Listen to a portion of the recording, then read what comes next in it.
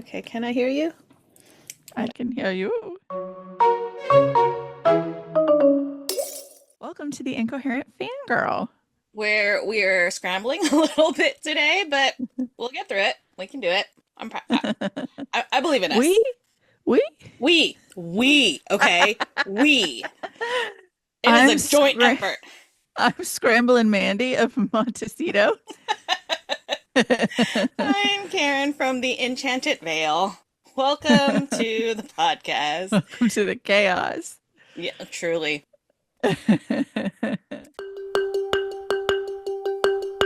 In our timeline, it is March 20th, and in y'all's timeline, it is March 28th. Yay! That's so crazy. Also, but how? I don't know because I feel like it was January so long that I'm pretty sure Christmas just happened. yeah, 3 months ago. No, like yesterday. Weird. Time is weird. I know. I don't like it. Mm-mm.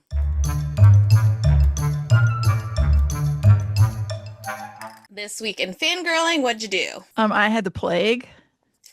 So like I finished recording. I texted Karen before we recorded last week that my stomach like was really hurting, but then it went away and I was fine. Like everything was great, whatever. I go down and get in my bed and it was like a flip just switched.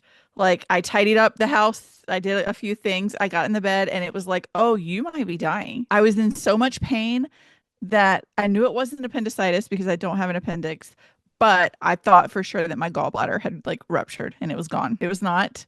It was a stomach flu.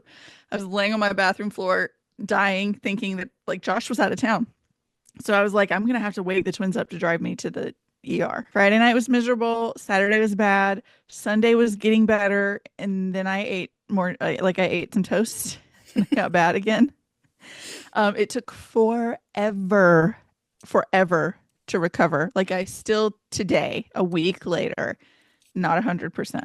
Yeah. So I didn't do a lot of like I couldn't do any physical reading. Like I was miserable. I was running a fever for most of the weekend. So like looking at something here Mm-hmm. made me way like so dizzy. So I did, however, I binged through With Love Megan, Of which is course. Meghan Markle Sussex's show. Obsessed. Once again, people who hate her can shut up. Most of the episodes are her like learning something from someone, and she seems so gracious and earnest. And like, I do not get the vibes that people say where she doesn't seem genuine because to me, she seems like over eager and genuine. People complain that it's not relatable, and to that I say, who says it's supposed to be? I don't want to relate to my princesses. Thank you. Like, I don't want to relate to the royals. I just want to watch her in her little cottage that she rented in Montecito and watch her pick food out of the garden and make it into a beautiful salad. She's Like, I don't. literally a royal. Like, do you really Right. think you're supposed to relate? I mean, like, Yeah. And then people are what? mad that she didn't film it in her own kitchen. And I'm like, wait, no, sorry. She has two small children Mhm. and film crews like take up a lot of space. You want her to upset her children's home and their space for weeks to film this show? No, like Yeah. let her Right. be in her little rented cottage. It was wonderful. People were hating on her because I saw an article where somebody was like, "Oh, she wore a lot of actually like affordable clothing on the show." There was Zara. She had some Crocs, like some Hmm. Crocs mules on, and people are like, "Well, I would never spend $40 on Crocs." Okay. Just because you wouldn't spend the money on it does not mean that $40 shoes are not affordable. Like Right. that's that's affordable shoes right there. Like you're just people look like for reasons to hate her, and I don't get it. I don't Yeah. get it. Yeah. So I loved it. I also binged the latest season of Sweet Magnolias. It's a Netflix show that I've watched and didn't realize there was a new season. It's only been out a few weeks. Very, very, very typical Southern town, except for most of the people there seem to be very liberal in their views, and there's nary a single MAGA hat.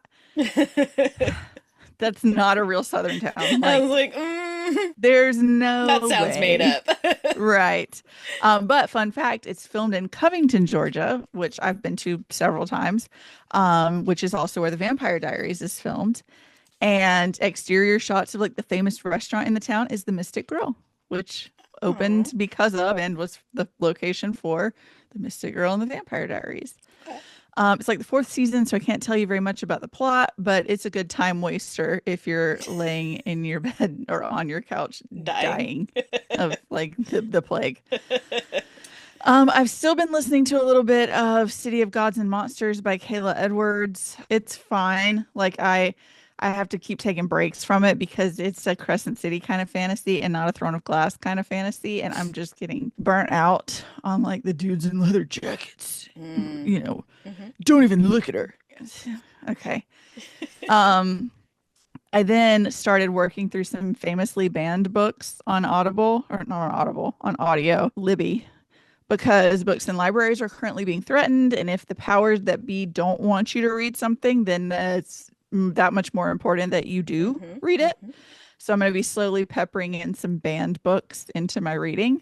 So I read Fahrenheit 451 by Ray Bradbury. So we have Guy Montag. He's a fireman in America's dystopian Into America's America's present day. America's dystopian future, where books have been outlawed and firemen's jobs is to burn any books and the houses that have them to the ground. So one day, Montag meets his new neighbor, Clarice, who's a free thinking radical teenager. And the conversations that he has with her kind of have him start reflecting on his life and his job and his happiness. He goes home to find that his wife Mildred has overdosed on sleeping pills. So EMTs come, they pump her stomach and basically do a blood transfusion right there on the floor. And then they have to leave because they have to go save the next overdose victim because that is so common. Hmm. As they're leaving, Montag hears Clarice and her family talking about the illiterate society. At the next fire, he and his fire crew are starting, which sounds so crazy to say. Yeah. Montag sneaks a book into his pocket and he notices that like the woman whose house they are burning, they're like drenching her house in kerosene to light it up, refuses to leave her books. She lights a match and lights herself and her books up because she's not going down. She's not letting her books go down without her. This further screws up Montag, who goes home to his wife, who is so distracted by the parlor wall. So it's like floor to ceiling, wall to wall TV screens on, I think there's three of the four in their house or in their living room because she's begging him to get the fourth wall. All she cares about is her family and the show that they put on in the parlor. And it's all day, every day. And they can talk to her like you can program it to know your name. So Montag gets a visit from his captain, Captain Beatty, who tells him that a lot of firemen come to this like existential crisis with books and have to work through it. And he can kind of see it happening in Montag. So he gives them like a brief rundown of the history of books. So as people began to embrace new media, film, movies, sports, and like a faster paced life, books were having to be abridged because people's attention spans were shorter. And then technological advancements made buildings fireproof. So fighting fires was no longer really needed. Then the government decided to make firemen into officers of society's peace of mind and charged them with burning books, which had at that point been condemned as sources of confusing and depressing thoughts that complicate people's lives. Things happen, and of course, it's a cautionary tale about how critical books and literacy are to us as a society. And like, you have to read it. Like, as an American citizen, you have to read Fahrenheit 451 Hmm. and like have it in your mind. Like, not, well, I read it in eighth grade. Like, no, you need to like refresh it every now and then Yeah. and keep it because oh my god. I also listened to Animal Farm by George Orwell. So it's a criticism of the Russian Revolution of 1917, but will also sound very familiar. So we have Manor Farm in England. It's run by an alcoholic farmer, Mr. Jones. It opens with a meeting between all of the animals on the farm, led by Old Major, who's the most like respected old boar on the farm. He calls on the animals to overthrow the humans and then teaches them like a revolutionary song called Beasts of England. A few days later, Old Major dies, and two young pigs, Snowball and Napoleon, take command and stage a revolt. The animals do successfully drive Mr. Jones off the farm and take control, renaming it Animal Farm. They adopt seven commandments, the most important of which is all animals are equal. They paint the commandments on the side of the barn. Snowball starts teaching the animals to read and write, while Napoleon educates puppies on the seven commandments. So like he's like, I'm going to take the dogs. For a time, the farm runs smoothly. There's an overabundance of food for everyone. No one is whipped or forced into the hard labor that they're used to from Mr. Jones. and everyone is happy. But then things like weird things start happening, like the cows have to be milked, but like no one needs, like none of the animals really have anything to do with the milk. And they're like, well, we could supplement our diet, but it starts going missing because the pigs have started mixing it just into their food and not sharing it. The pigs eventually assume leadership roles and start like I'm saying, setting aside special food for themselves, which no one notices or cares about.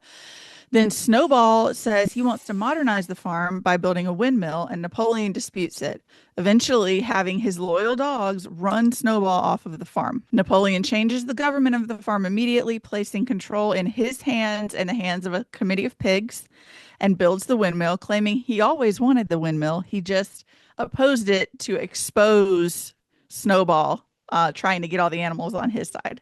Mm-hmm. The animals are forced to work harder than they did for Mr. Jones, but with the promise that it's temporary until the windmill is built. After a particularly violent storm, the windmill collapses, and Napoleon and his cronies convince everyone that it was Snowball trying to sabotage them.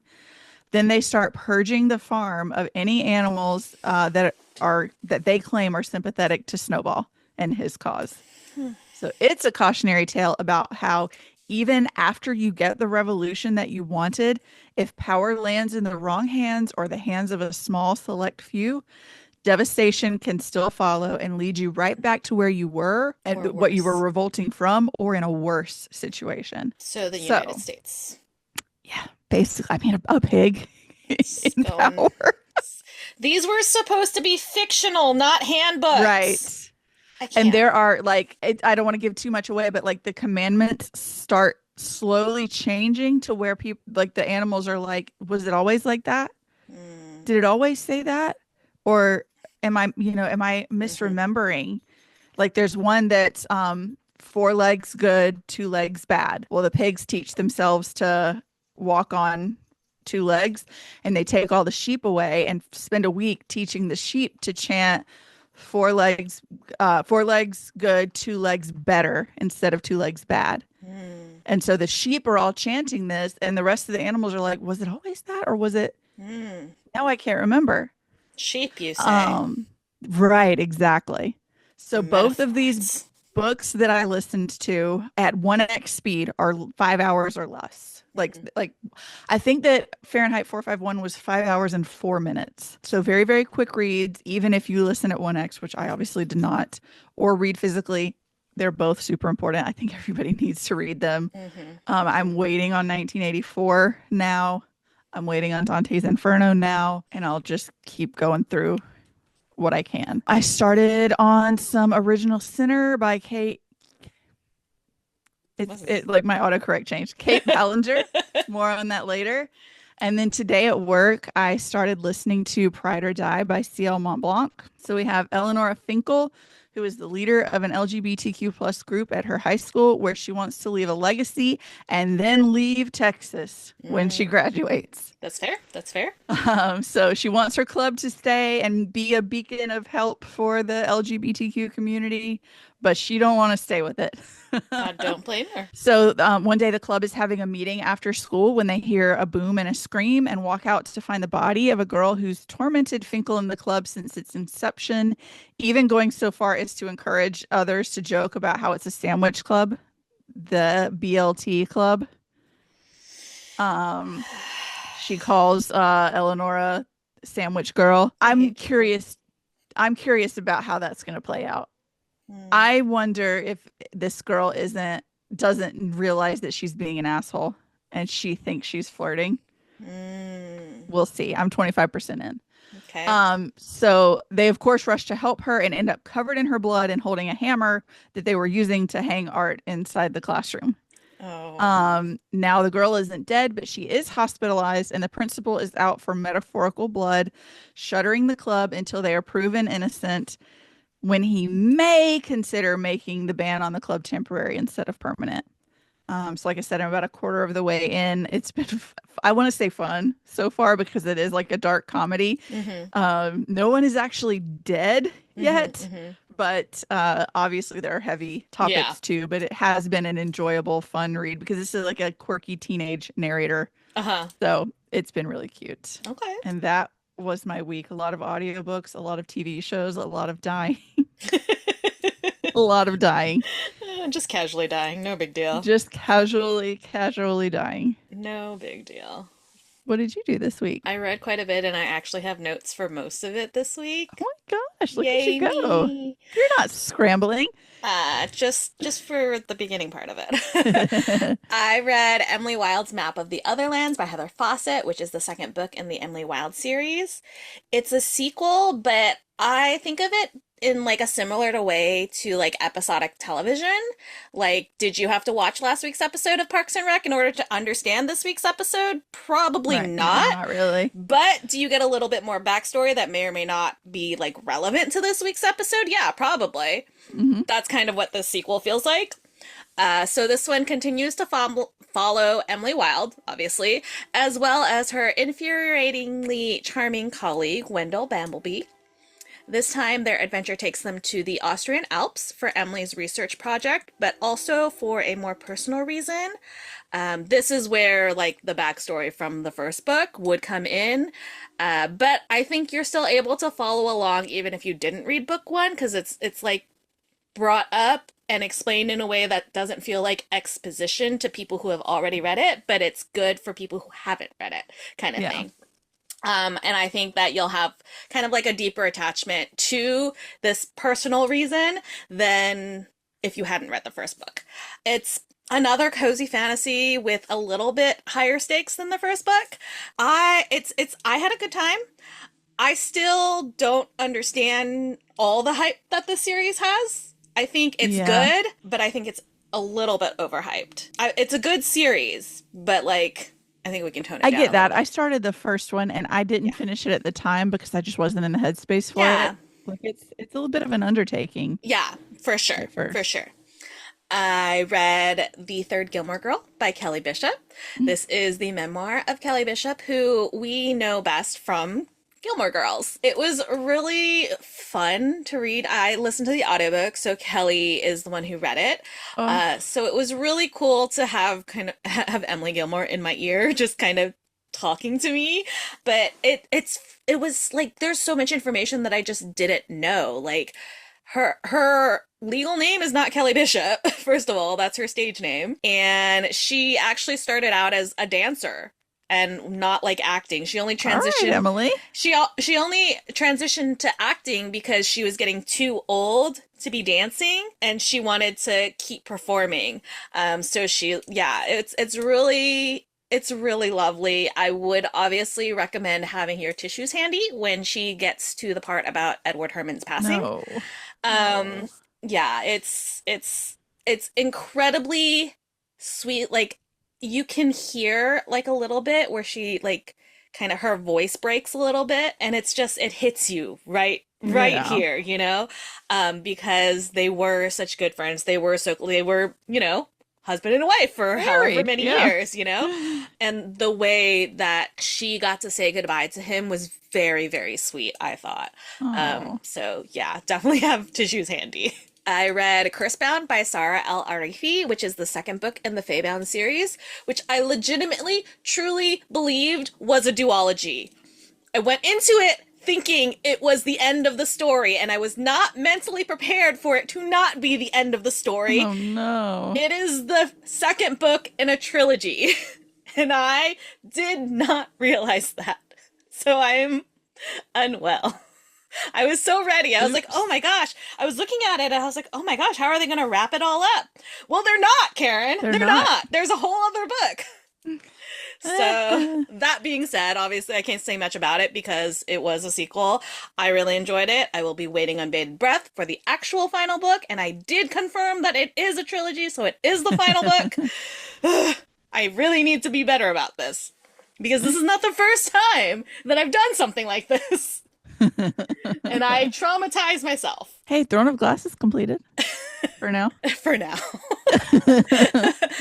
Next up, I read Bonded by Thorns by Elizabeth Helen. It's the first book in the Beast of the Briar series. It is very obviously a Beauty and the Beast retelling, but it's aged up a bit, set in a fantasy world, and very spicy. Our bookworm is Rosalina, and she works in a bookstore in her small town where she is the subject of all the gossip because her dad regularly runs off to find her mom, who, according to him, was taken by fairies, and nobody believes him. They just think she just left you. Get over it, dude. Yeah, get over it, man. Now, after a very, very public proposal from her on-again, off-again toxic fuck buddy Lucas, it's interrupted by somebody running in and informing Rosalina that they found her dad's jacket and has blood on it. She rushes out of there with that person and Lucas in tow in order to find her dad because she hasn't seen him in a while, and obviously he's her dad. She loves him, even if he's not the best dad because he keeps leaving her behind. Rosalina and Lucas end up going through a rose bush, which is like the entrance to the Fey world, and find themselves in the Enchanted Vale. While trying to escape from goblins, Rosalina falls off a cliff, and Lucas, ever the gentleman, leaves her for dead. She's like hanging off the cliff and he sees her and he turns and he's like right by the rose bush and he just books it. So what a cool guy. He's great. He's really great. So she finds her way to Castle Tree, which is indeed a castle that has a tree growing through it, where she finds her father locked up in a dungeon and tries to break him out, but the master of the castle catches her and she volunteers herself in her father's place. What? Does this sound familiar? Oh, it gets even better because the castle is home to 4 cursed fey princes who turn into wolves when the sun goes down and stay wolves until the sun goes up, and all of the servants in the castle also turn into animals. If you didn't know what the story was based on, do you now? The only way for them to break the curse is for the 4 princes to find their mates and accept the mating bond.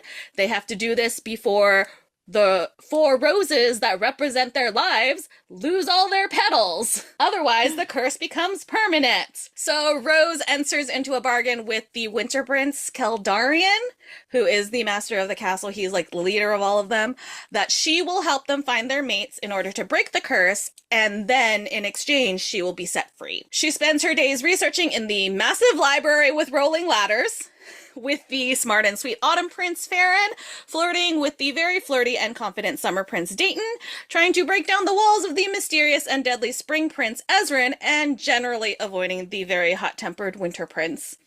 Time is running out, and it's not just the princes and the servants at risk. All of the magic in the Enchanted Vale will be stolen by the evil but stupidly hot Prince of Thorns if the curse becomes permanent. And oh, surprise, it's a white shoes romance and ends on a cliffhanger because it's the first book in a series. There is male, female, and male pairings, and it was fine, but the whole time reading it, I was like, this is very much a Beauty and the... Like, I can see all the beats playing out. Yeah. And also, at the same time, I was like, ACOTAR? Yeah. Well, ACOTAR's a Beauty and the Beast. I know, but it was like, it just felt so like, I don't know. Yeah. So it was fine. I'm gonna finish the series. It was just like with ACOTAR, the first book, it was, a trudge to get through. Because it's just like, I've read this before. Yeah. So hopefully now that I'm past the first book, it gets, like ACOTAR, will improve. Yeah, get better. I read The Shadows Between Us by Trisha Levenseller. Direct quote, "They've never found the body of the first and only boy who broke my heart, and they never will. Do I really need to say more?" That's the vibes of this book. I love her. It's amazing. So you've got Alessandra, who is the second-born daughter of a prominent family. Her mother has passed away. Her dad is up to debt in his eyeball. Up to debt in his eyeballs. is in debt up to his eyeballs. There we go. That's the one. He has always favored her older sister, and she's just kind of existed. So she kind of just does her own thing. She woos wealthy boys, sleeps with them, and then makes them fall in love with her so that they'll buy her expensive gifts. And once they inevitably propose, because she's very good at what she does, she breaks up with them and moves on to the next. Well, there's like a law in this land where the second daughter is not allowed to start being courted until the first daughter is married off, which is dumb. But now that her sister has finally found a suitable match, her father is now turning to her to marry her off so that he can, get money because Hmm. he's in debt. Her father has all these ideas for who he thinks that she should marry, and she is just like, absolutely the fuck not. I actually have a great plan. I'm going to marry the king. What she doesn't tell him about her plan is that she's going to marry him and then kill him after she marries him so that she can take his kingdom for herself and Get have it, girl? all the power. And truly, we support women's rights, but we very Yeah. much support women's wrongs. Me the women's wrongs. So she, catches the eye of the prince, and he is secretly, not so secretly, known as the Shadow King because he commands shadows. We cannot call him a shadow daddy though because he is 19 years old. And this is Oh. YA. So if we pretend that they're Okay. older. To be fair, Aaron Warner is 19 years old, but he's not in my head. Well, technically And he's he's not not going to be now. anymore. He's gonna be 30 Anyways, now. so as she has this plan to woo him, he comes up with the plan to fake court her to get his like advisors off his back because they want him to get married and have an heir to secure the throne. And Yeah. so she's like, damn it, he needs to fall in love with me. And he's like, no, we're only going to be friends, but we're going to fake be in like this fake courtship. And she's like, you know what, we'll do that, but I'm going to convince him to fall in love with me. And there's lots of scheming involved and blah blah blah, and it's really fun.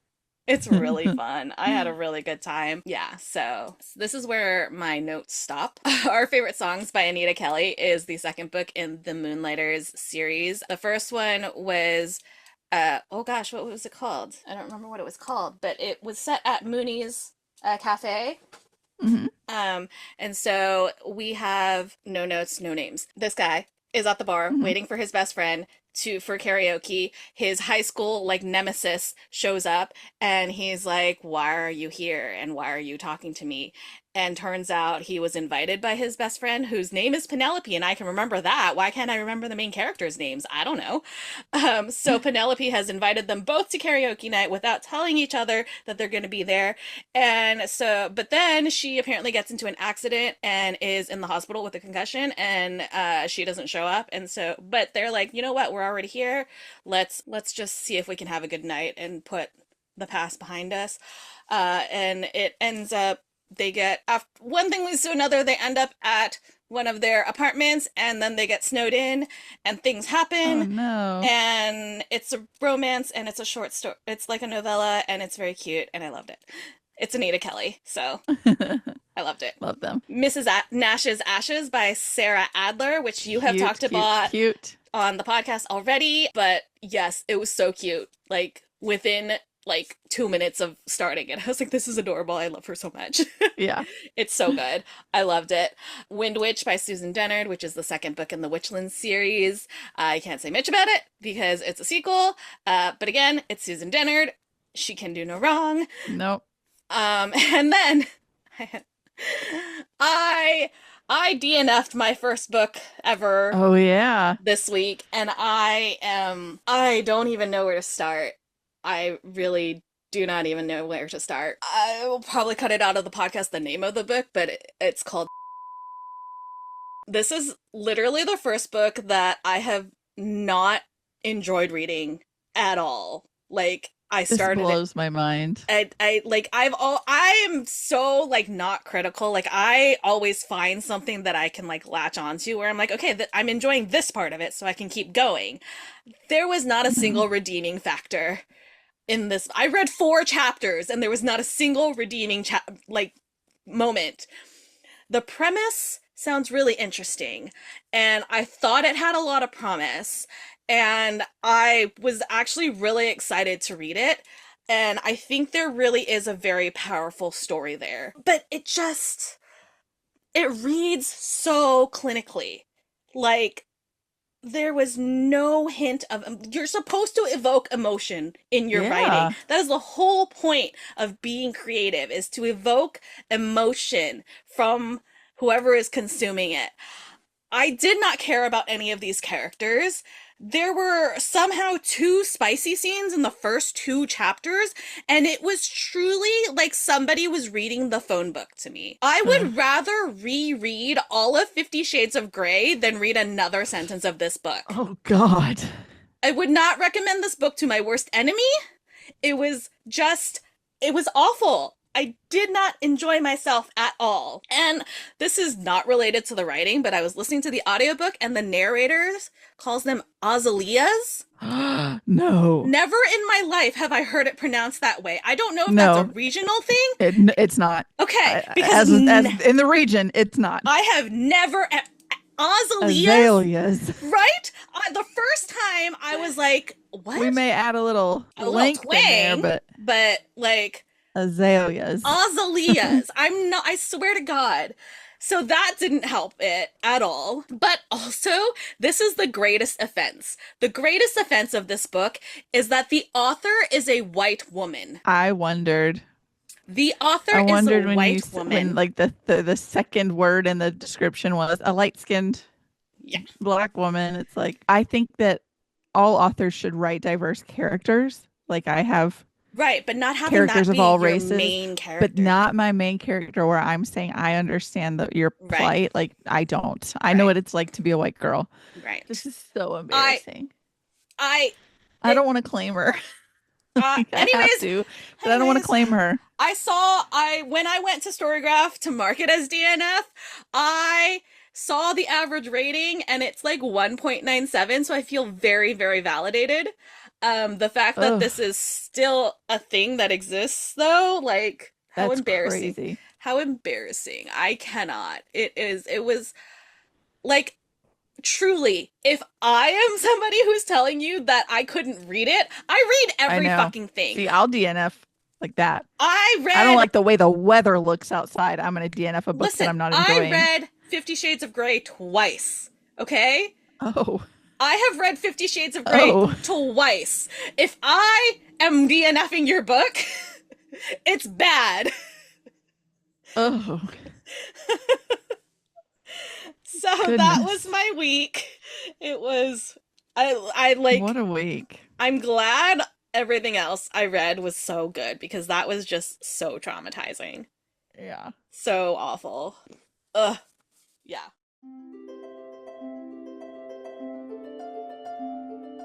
Do you have a fictional boyfriend this week? I have a fictional girlfriend, and it's Alessandra Hey. from The Shadows Between Us because she is a badass girl boss who's not afraid to stand out. In fact, her choice to not adhere to like the court nonsense is what endears her to the king and also like sets the trends of the court. Like she's caught the king's attention, so therefore we have to do what she's doing in order to also catch the king's attention. Like she sets the trends to the point where like the women are like trying to bribe her maid servants to find out what color she's gonna wear that day so that they can Oh my also wear that color. gosh. Like she is so just badass. I love her so much.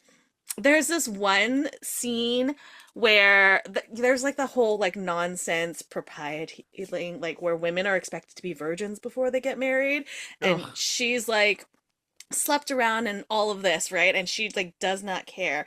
But and her father is like, why would the king want you? Why would anybody want you? You're spoiled goods, blah blah blah. And she's like, no, no, father, you don't understand.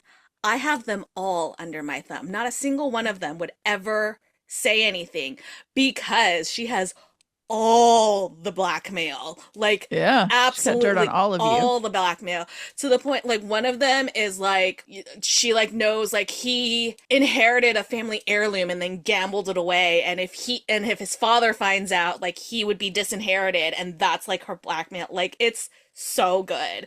I love her. She's absolutely glorious. I love her so much. Love it. What about you? I'm gonna go with Eric Whitley from Sweet Magnolias. So he in like the first season comes to town and ends up, I think it's Serenity is the name of the town. And he ends up as a chef for Sullivan's, which is the restaurant, the like main restaurant. It's their rookery. Okay. If you'll remember the rookery here. It's their local place. Yeah. And the Magnolias are three girls who have been best friends for their whole lives. So it's Maddie, Dana Sue, and Helen. And he and Helen have this like will they, won't they, on again, off again kind of thing. And it's like clear that he's been in love with her this whole time. But like one thing or another, like I think they tried and something Right. happens. Right. And the yearning Oh, we know how you love a good is yearning. just palpable. And I don't want to spoil it, but there's like a scene where something really scary happens. There's a hurricane that comes through, and something really scary happens with Helen. But Eric is there, like powering through this like sheeting rain that's raining sideways to Oh, get to her. And it's like, chef's kiss. love it, I love it, eat love it it. up. Love it, love it. Love him. Love Eric Whitley from Sweet Magnolias.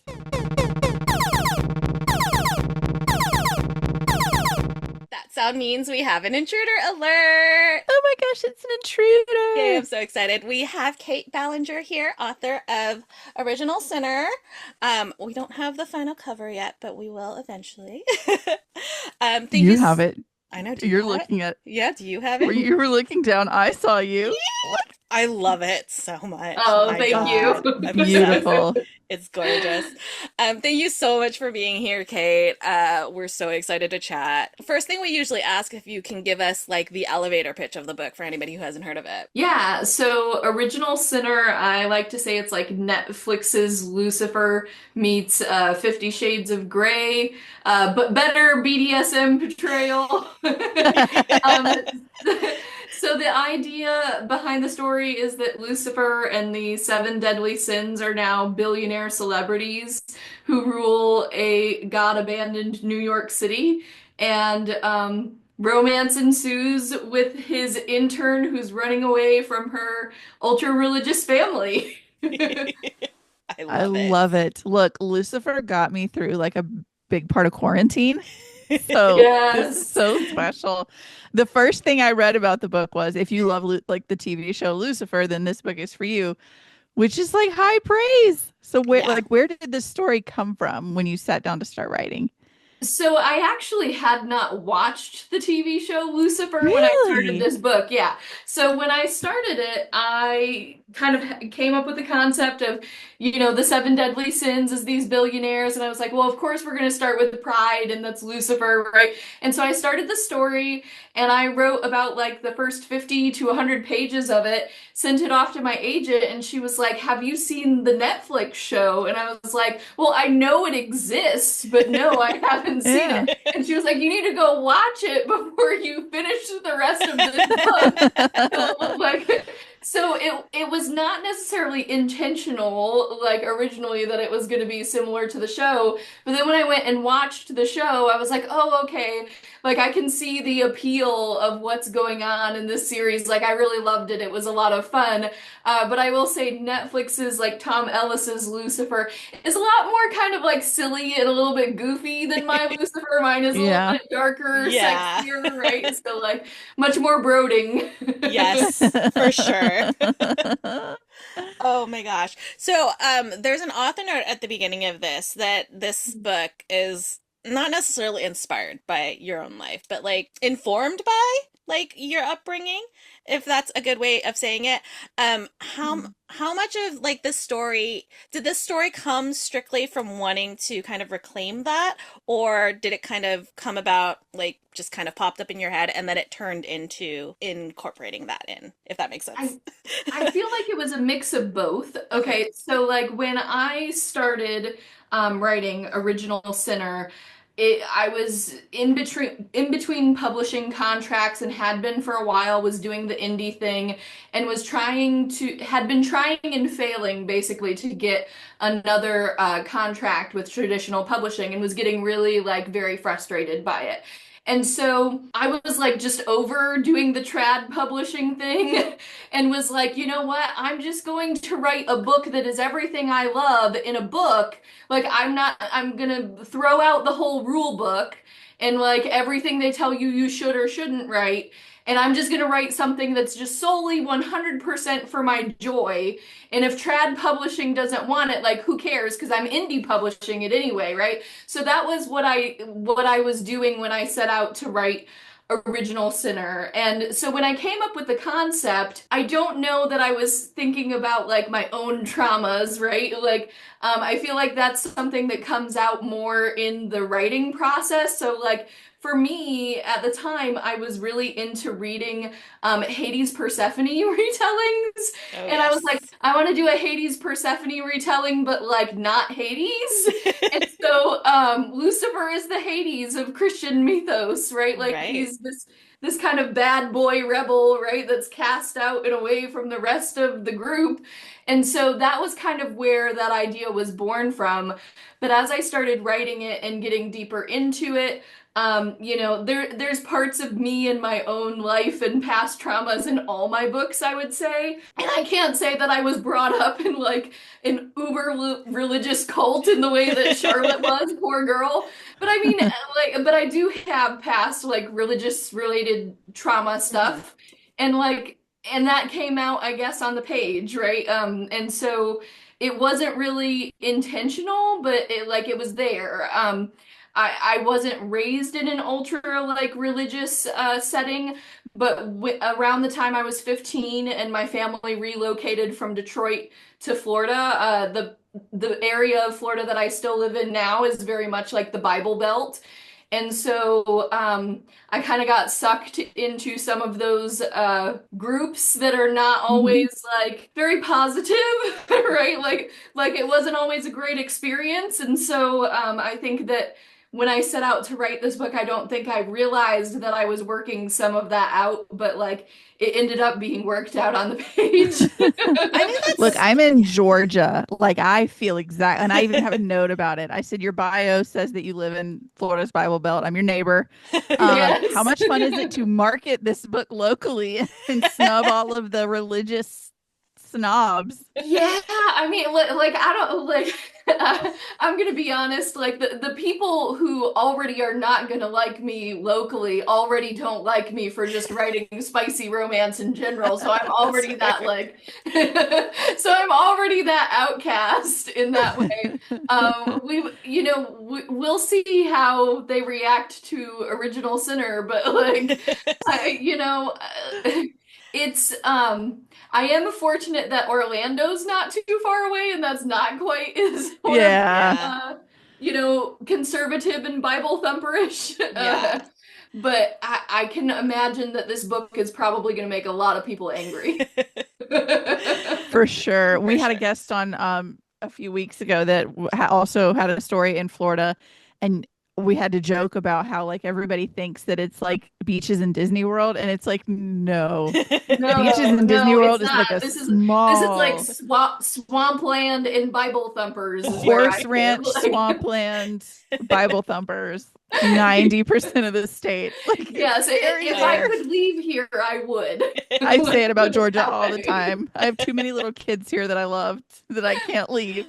But yeah, That's fair. same. That's fair. Yeah, it's well, and especially having grown up somewhere like Detroit, which is a lot different environment. Like I'm like I know that it can be better than this. Yes. Yeah. It's better elsewhere. Yeah. Get me out. I Like real why did I end up here? Get Yeah. me out of What did I here. do? Well, Damn it, and mom and I dad. like to tell people, right, that like I know what hell is actually like because I'm living in the Florida humidity all the time. So That's fair. True that. 100%. So you touched upon this, and I love that it's like while writing this book, you discovered the characters, right, while you were writing, but you also discovered bits and pieces of yourself.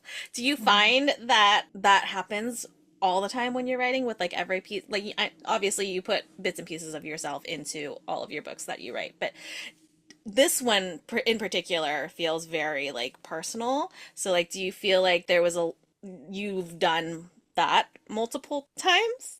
My questions feel like they don't make sense today. No, that totally makes sense. And I do think that like I do think I do that with every book. And I can't say that like usually it's by the time that I'm like at the end and like I've written the very end of it and I look back over it and I'm like, "Oh, okay, like that's the thing I was working out with that."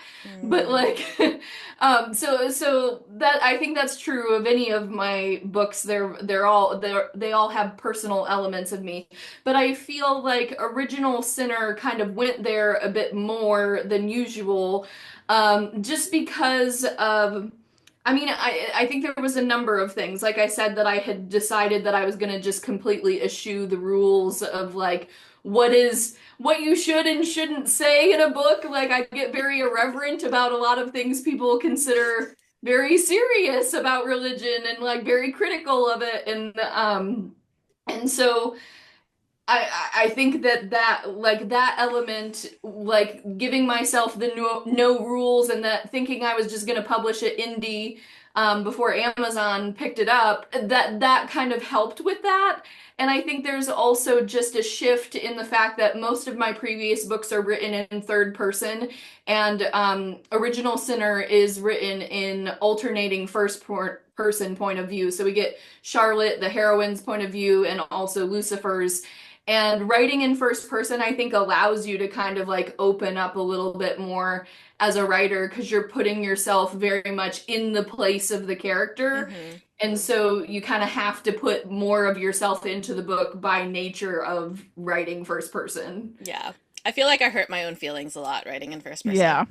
Yes, yeah. Yeah, So, I frequently hurt my own feelings with this series, and I'm like, um, oh, what was I? Oh, I didn't know Oh like no. until I'm reading it again.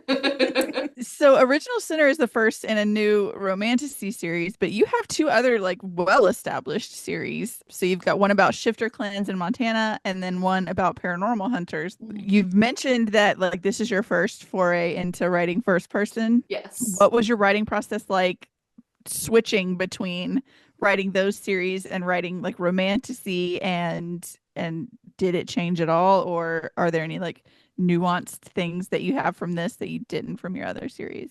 Yeah, okay, so this is gonna be like this is gonna be a little mini romance history lesson, I feel like. Okay, so like so if anybody's visited me on social media, you'll see like in my bio that it says like I wrote romantasy before it was cool. And right and the reason I said that, right, is because back in ye old days of romance publishing, like before romantasy as a term was like a big thing, there was really very limited choices in what you could do if you were writing fantasy plus romance or paranormal plus romance, like any combination of speculative plus romance, right? And the choices were you could either write paranormal romance, which had this very narrow subset of it had to be third person, usually alternating points of view, or you could write YA and there would be no sex allowed because, like, you can't do that, right? Like, this was pre Right. Sarah J. Maas days before she broke open the door on writing sex in YA and then NA and that whole scandal. Um, so there was very few choices of what you could do. So my first book was what would now be considered like a romantasy, but at the time was told that it like it's upper YA, right? Like it's it fits in this very narrow like range, and it ultimately didn't end up selling. But what I learned from that experience early on was that you had to write something, within these very narrow markets because there was not editors taking and accepting a lot of other work. Self-publishing was new at the time, like it wasn't as big of a thing as it is currently. So I went into writing paranormal romance in alternating, third person POV because that was what you did at the time. Like if you wanted to write a combo of fantasy and romance. And so when romantasy got big, I was like, this is what I had been trying to do this What the whole heck, time. guys? Like the door has been broken up open for all of us who wanted to do this. And so it was kind of a coming home to like come back to first person because that's how I had learned to write. My MFA degree was in writing for children and young adults, which if you've read Original Sinner, you're like, what? But like, but, Whoops. but at the time, if you were writing first person fantasy, you had to throw out all the sex and it could only be YA if you were a woman writing fantasy. And so that was what, my concentration was in. But so it felt really lovely to go back to writing first person in Original Sinner because that was what I had always wanted to be doing and had been told I wasn't allowed to do because people weren't writing first person paranormal romance then. That was more of an indie thing that came later in the genre. So, Yeah. I hate that there's so many like arbitrary rules. Like, It- who Yeah. says that it has Yeah. to be? Like, why is it a thing? But also, Yeah, what a beautiful way to be like, fuck the rules. yes, Yeah.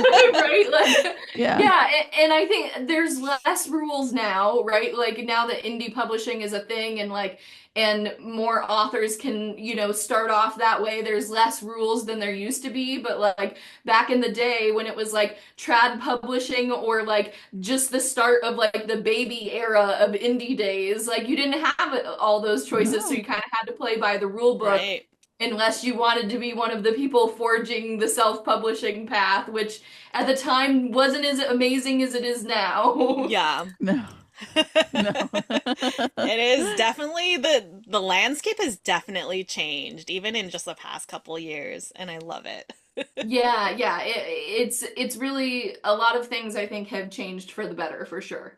I want to know who was your favorite character to write because some of them are really like not just obviously Lucifer and Charlotte are awesome, but like there's some side characters that are pretty fun in there as well. Did you have a favorite one? So, all-time favorite character, but also biggest pain in the ass is definitely Lucifer. Um, he, he is the biggest pain in the butt, like character, but at the same time also the most fun to write because he's just so devious and can do whatever he wants. But as far as like secondary characters beyond them go, I really love Asmodeus, which is Lust, Lucifer's brother. I think he just steals the scene like anytime he's on the page and he's in book two a lot more, I will say. I'll just throw that tidbit out there.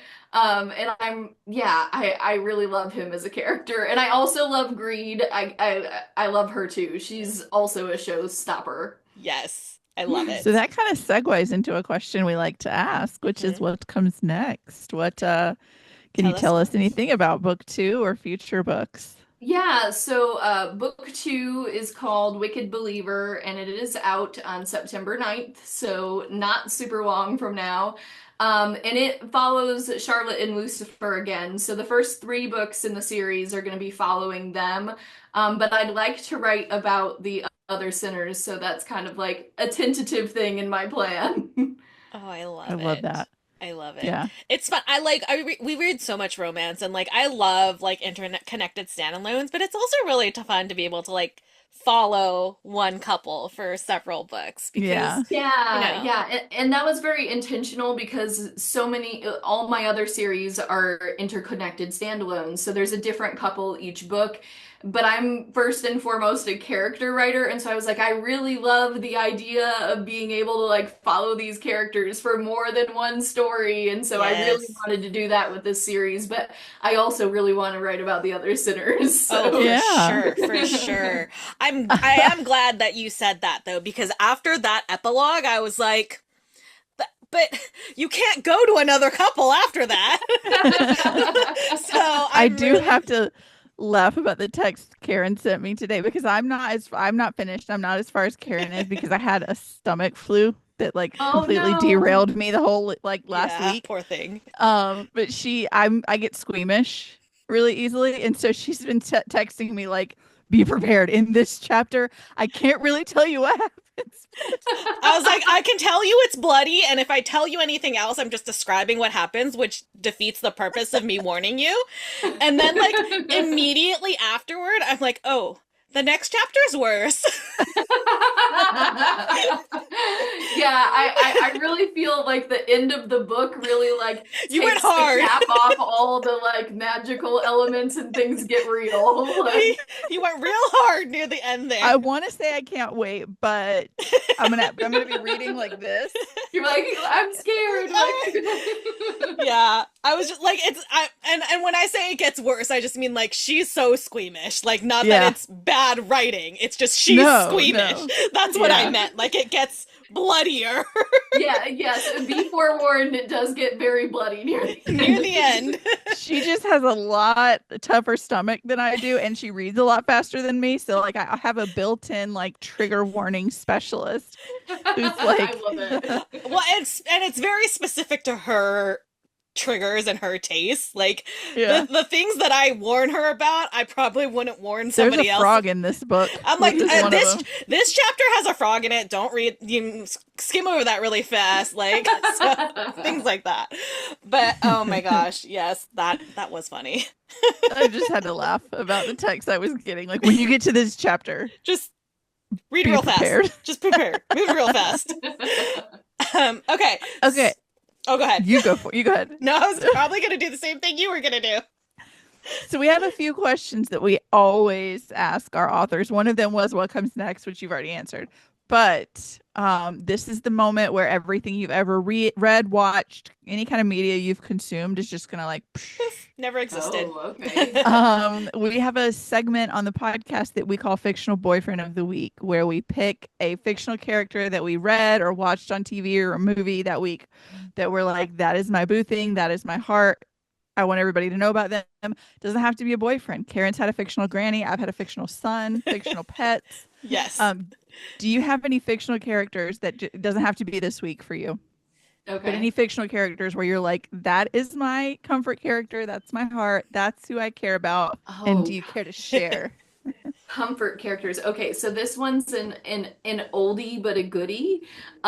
So Derek Craven from Lisa Kleypas's Dreaming of You. So this is a historical romance, and he has like a cult like following among older romance readers. I and love that. Yeah, he was like one of the first very like kind of blue collary heroes to appear in a historical, and he's got this very Cockney accent, and he's very morally gray and like super, yeah, he owns this gambling hell, and like that book is such a comfort read for me. I love it. I would reread it again and again. Like would gladly would do anything for Derek. Oh, I love, That's a good we love one. that. Yeah. And that's also a perfect transition to our next question that we always ask, which you've kind of answered a little bit already, is we know we love your book, so we'll be recommending that. However, we want to know what you're reading and recommending. Ooh, okay. It doesn't have to be now Right. either. It could be like your all-time favorite, just whatever you want people to go out and read. Okay, that's a hard one. Because there's so many like good things that I love to rec. You can pick a few, it doesn't have to be just one. And this one I feel like is an obvious choice because like it's super popular already, but I've been telling anyone who will listen to me about it, like about the audiobook for Lights Out by Navessa Allen, Oh. which is just amazing. Like if you like dark romance, it's like the best and best audio listening I've done in a while. And then I'm also listening to this is more of like a backlist title. I think I'm struggling to remember the title. I think it's like American Royals by Tracy Livesay, which is fun. So I'm listening to that currently as well. Oh, fun. Very cool. I literally just went to like a book club meeting last week where somebody was like, everybody needs to read Lights Out. Like, please read this. So I'm like, okay, Oh my God. this is my sign. Yeah, so if you like dark romance, it is an absolute must read / listen. I listened to the audio and I'm picky about the audio I will listen to. Like most of the time I'm reading like paperbacks or ebook, right? Mhm. But the audio for this was so like incredibly good, so incredibly good. I Like, love The main character, the man's name is Josh Josh, right? Yes, the main character, Okay. his name is Josh, which is so ridiculous because he does not seem like a Josh once you I get know. into the See, story. I'm married to a Um, Josh, and like it's always like Joshes get the bad rap. But what's also funny is we have a production company called Lights Out that we've had for like That's right. 15 years now. oh my gosh. So I'm like, I have to read this book eventually. It's got a Josh with lights out. I completely forgot about that. Yeah. Yes, you absolutely have to read it then, and like so unhinged but so hilarious and also just amazing at the same time, like so good. I love it. I'm gonna have Love to it, I'm gonna love have it, to love bump it. it up the TBR Yeah, I love for it. That's sure. amazing. All right, well, we've already asked you about what's comes next. In terms of this series, do you have anything else that you're also working on other than this series?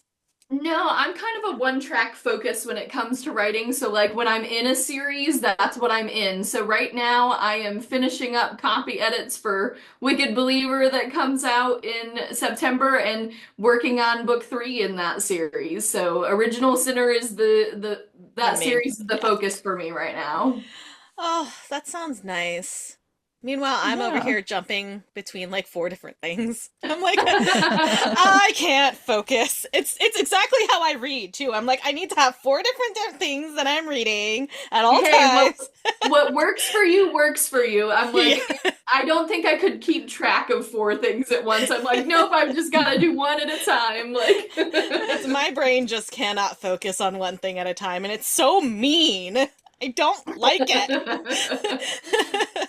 Oh man. Well, we do have to give you a little bit of bad news. Now that you've been on the podcast, you're actually legally obligated to come back for all future book Yep. releases. So sorry. I'm not sorry. I would Karen always love apologizes. I'm I not sorry. listen, I always apologize, and then Mandy is like, so like, I don't apologize. I'm like, I don't actually feel sorry, but I'm trying to be polite, okay? Well, I would absolutely love to come back. Thank you so much for this. This is so much fun. Everybody go out when this episode airs. I believe Original Sinner is out, so you can go and pick it up wherever you get your books. That beautiful, gorgeous It's cover. so pretty. Show us again. Show us again. Show us again. Yes. I know normally we hold ours up. I but know. yours is Ugh, prettier. It's so pretty. Thank I'm Ugh, you. I obsessed love with it. Yay. The cover designer did such a good job. It's amazing. Oh, incredible. Yay. I'm so excited. Thank you so much, Kate, for hanging out with us. It has been such a blast. Yeah, thank you for having me. It was great chatting with you all. Oh my gosh. You too. Yay. We'll talk soon. Okay, thanks. Bye. Bye. Bye. I Aw. love her, and I meant to mention she had Roy Kent in the background. Oh my God. I meant to bring up Roy, and then because I was gonna bring him up with fictional boyfriend. I was gonna say We I'm are, sure Roy has been both of our yes. fictional boyfriend at some point. Roy is everything. I'm really trying to get my nieces to watch Ted Lasso because one of them plays soccer. Like, hello, Oh, everything yeah. I know about soccer I've learned from Ted Lasso. Right. For real. Oh my gosh. No, Anyways, she's so much fun. love So much Kate. fun. That was So such a much blast. fun. So much energy and joy and just like Yeah, I she feel reminds me of one of my cousins. Oh, And really? like that I is love one of the that. cousins that I'm like drawn to at family The family gatherings events. where I'm like, ugh. I love that. No, I truly feel like I just had like a cup of coffee. Like I feel energized. Yeah. Like Yeah, that's and my face the hurts. that's the vibe she gives me. And I'm like, My yeah, face hurts. forget coffee. I'm just gonna go call Kate real quick. Oh, yay. Patreons, the show dog has come. The show dog has arrived. His little tongue is not out. Where's your tongue, mister? I thought it You didn't did stay. I don't see it. You got it in your mouth. You figured it out, Betty. You did it. Good job. He's looking at me like, What do you mean, mother? good job, man. Oh, He's so cute. Dylan, you know how. Oh my gosh, I love him. He's so cute. Sweet boy. But what about an announcement? Announcements. Yay. Okay, so next week. So this book is out now, so y'all can go pick up a copy, read it, and then come hang out with us. Yeah. Yeah, it's Those Fatal Flowers by Shannon Ives is how I want to say it. That's what I thought. Like Oh, Burl that's- Lives. Right. So I'm very excited. This is this is the Greek one, right? Roanoke. Oh no, this is the Roanoke one. That's right. Yes. Oh, I'm very excited. It sounded really good, so I'm so I excited. hope now that I said that. I think so, because the other, yeah. Because the other one was the Greek one, and that one has Greek in the title, I'm pretty sure. I Oh, think wait. that's Yeah, Greco-Roman mythology and the mystery of the vanished Roanoke colony collide. yeah, okay, so it's both. Look at It's both. even And they were better. roommates, and it's sapphic because they were roommates. I love it so much. I'm so excited. So next week we will be talking to Shannon about this book, and you could be a part of the conversation kind of by reading it first. Because Do it it. is out now. Go It's pick up out. a copy, read it, and then Be when you come prepared. and listen, yeah, it'll be so much fun. I can't wait. Yeah. Yay. I can't wait either. All right. Time for spiel? Time for That's where we're spiel. at. All right. Yeah. If you enjoyed this episode, please like, follow, and subscribe wherever you're listening to us. Follow us on social media. We are at The Incoherent Fangirl on all the things. Visit our website, theincoherentfangirl.com, where you can also stream all of our episodes as well as read our blog. Subscribe to our Patreon for early access to podcast episodes, full video episodes, as well as exclusive bonus content. Mhm. I have some that I need to post, and I am really excited about it. If you are interested in merch, you can head over to our merch store at theincoherentfangirl.com/shop to get some cute stuff that was designed by this one over here. Yours truly. And if you have any comments, questions, concerns, suggestions, design ideas you want to tell us that we're pretty, we will accept all of that in our inbox, theincoherentfangirl@gmail.com. We love hearing from y'all. And of Yes. course, you know that another way to support the podcast is to rate and review on whatever platform you're listening to us on. You know we love words, so give us all the words. Many Give us the words. All the words. Thank you, thank you. She is at Mandy Perv on all the things. She's at Ms. Made in China on all the things. And once you followed us on social media and you follow the podcast on social media, you can head over and do some self-care because, yes, the world is still on fire. The world is on fire and he is still the president. It's truly just the worst. I had a whole rant about it last night with a friend, so it's fun time. So, self-care, very important right now.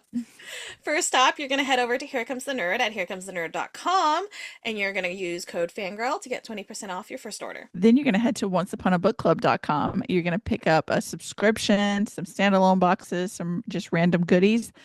We have 2 codes that you can choose from. They do not stack. You have to pick one. We love you no matter which one you choose. So use code Karin10 or Mandy10 for 10% off. But you have to spell Karin right, or whatever happens in chapter 48 of Original Sinner is going to happen to you. And then the next chapter that gets worse. No, I think chapter 48 is the worst chapter. Okay. Chapter 40, the end of chapter 47 is bad. Chapter 48 gets worse. Okay. That's what's going to happen to you if you don't spell it right. Oh no. You guys spell it right. You really don't want it to happen to you. I'm cringing just thinking about it. Oh my gosh. Okay. Something that is absolutely not cringe is our dear friend Amber D. Lewis. She has excellent fantasy series out, and the second book in her second series is coming out soon too. Coming soon, and it's so good. So you're going to head to amberdlewis.com, add 10 of everything to your cart, use code FANGIRL10, and you'll get 10% off the 10 of everything, which means you have now officially gotten 1 of everything for free. That is exactly how math works. Don't question us. Mm-hmm. Hush. And then last but certainly not least, you're going to want to go support the show husband on all the things. So he's at Searchers Believe on everything is his paranormal group. And you can go to searchersbelieve.com/shop and use code FANGIRL10 for 10% off merch. Also designed by yours truly, but like ghosty, spooky stuff. Mm-hmm. They are working on reviving the Paranormal Mind podcast into the Searchers podcast. I should have looked up the social media and fixed all of that. I haven't yet. I went downstairs and died last week after we talked about this. Did. Okay, literally laying on my bathroom floor, texting him that I was violently ill and I was afraid. It's maybe the Searchers podcast, maybe Searchers podcast. Who knows? Not me. I'm just the one that made the social media account. I'm not the social media manager or anything. But the social media podcast, the Searchers podcast, is coming soon. There's 2 episodes recorded. What do you want from me? I'm literally just a girl. I'm just a girl. And then last but certainly not the least is to go support Stream Beacon TV. So it's at Stream Beacon TV on everything. If you go to streambeacontv.com and subscribe to our latest, I was going to call it a social media app because my brain is still fried. It's a streaming platform with your favorite horror, true crime, and paranormal content. Lots of shows that people who like paranormal, especially, coming soon. Like you're gonna love these shows that Yes. he's literally filming right now as I speak. And if you'd like to subscribe at streambeacontv.com, if you use code fangirl10, you'll get 10% off your subscription. Cool stuff. I'm tired. this is That this was is the great. incoherent fangirl. We're gonna manifest that I'm not gonna go downstairs and die tonight. I would really appreciate if you didn't. I would too. That would be lovely if you just did not. I will try. Okay, thanks. I appreciate it. And we appreciate you. Thank you so much for Yes, listening. thank you. We love We love you. you. Bye. Bye. We are sponsored by our friends at Here Comes the Nerd. Pins, stickers, magnets, and more.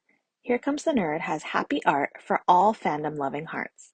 New customers can use coupon code FANGIRL during checkout for 20% off their first order at herecomesthenerd.com. Coupon applies to ready-to-ship items only.